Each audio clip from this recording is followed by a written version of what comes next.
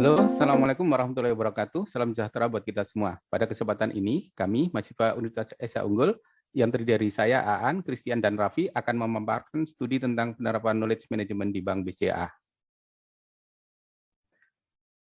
Penerapan knowledge management di perusahaan telah menjadi suatu kebutuhan dasar karena akan dapat meningkatkan kinerja perusahaan sehingga menjadi lebih kompetitif dalam persaingan global.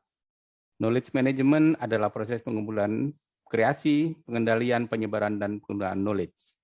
Ada dua tipe dari knowledge, yaitu tacit dan explicit knowledge. Proses knowledge creation ada 4 cycle yang disebut dengan SECI, yaitu yang pertama socialization, yaitu penyebaran tacit knowledge ke tacit knowledge dengan berbagi pengalaman melalui interaksi individu. Kedua, externalization, yaitu dari tacit knowledge ke explicit knowledge. Ketika pengetahuan pikiran seorang dituangkan dalam bentuk tertulis dan ditransmisikan ke orang lain. Yang ketiga adalah combination, yaitu ketika explicit knowledge ke explicit knowledge merupakan proses penggabungan explicit knowledge yang lama dengan yang baru sehingga terjadi sintesa yang menghasilkan explicit knowledge yang baru. Yang keempat, internalization, yaitu dari explicit knowledge ke tacit knowledge, di mana salah satu proses yang umum dilakukan adalah melalui learning by doing.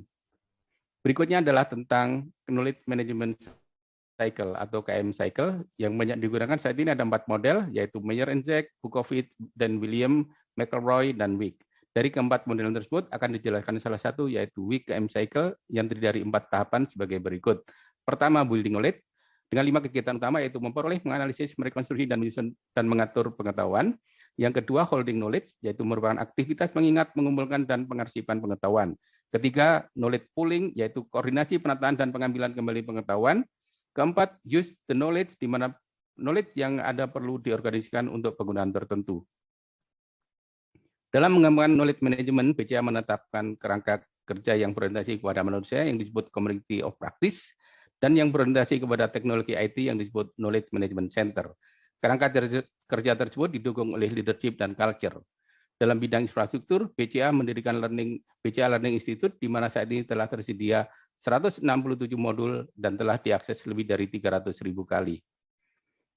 Dalam penerapan knowledge management ini, BCA didukung oleh leadership yang kuat, yaitu Human Capital Management Director, mengembangkan budaya menjadikan pimpinan sebagai leadership role model, dan fokus mendorong kepada individu yang bersedia untuk berbagi pengetahuan. Selanjutnya saya persilakan Mas Christian untuk sesi berikutnya. Saya akan membahas tentang organisasi culture BCA, di mana BCA didirikan pada 21 Februari 1957 dan dengan modal dasar 5,5 triliun. Visinya adalah bank pilihan utama adalah masyarakat dan berperan sebagai pilar bintang perekonomian Indonesia.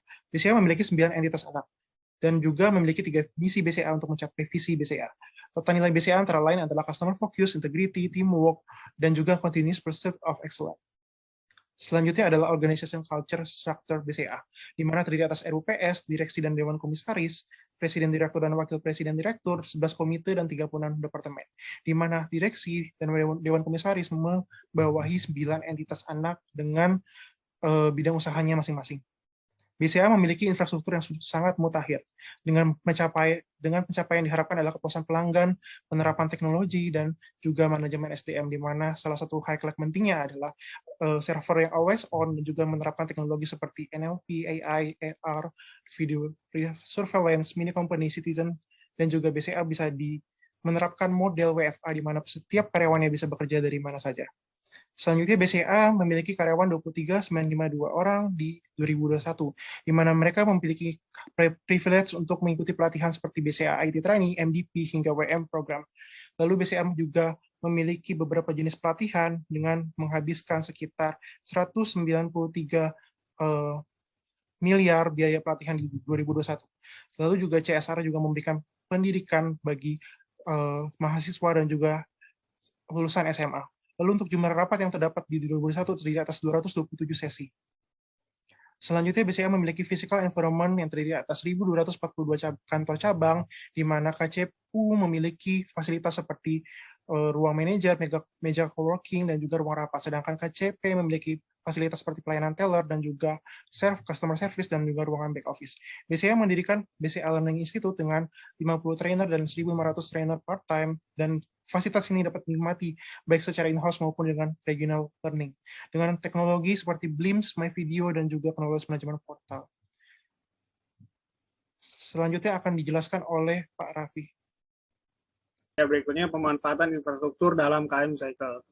Terdiri dari 4. Yang pertama ada building knowledge, di mana building knowledge ini mempersiapkan individu para karyawan BCA dalam mengikuti tacit maupun eksplisit yang telah disediakan oleh Bank BCA. Kemudian yang berikutnya ada holding knowledge, di mana Bank BCA itu mendokumentasikan pengetahuan tersebut dalam bentuk eksplisit berupa SOP maupun work instruction. Kemudian masuk ke knowledge polling, di mana Bank BCA itu mengumpulkan semua pengetahuan yang telah didokumentasikan tadi dalam sistem berupa BLIMS dan juga video BCA.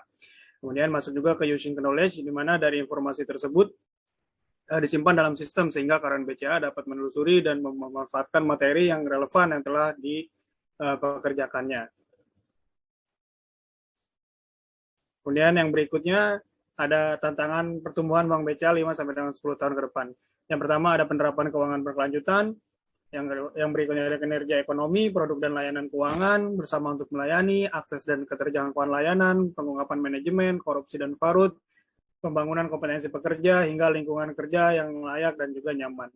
Kemudian berikutnya ada 5 organisasi learning dalam Bank BCA. Yang pertama ada personal mastery, di mana setiap individu karyawan harus memiliki akses untuk menguasai suatu kompetensi secara pribadi melalui pelatihan edukasi lainnya.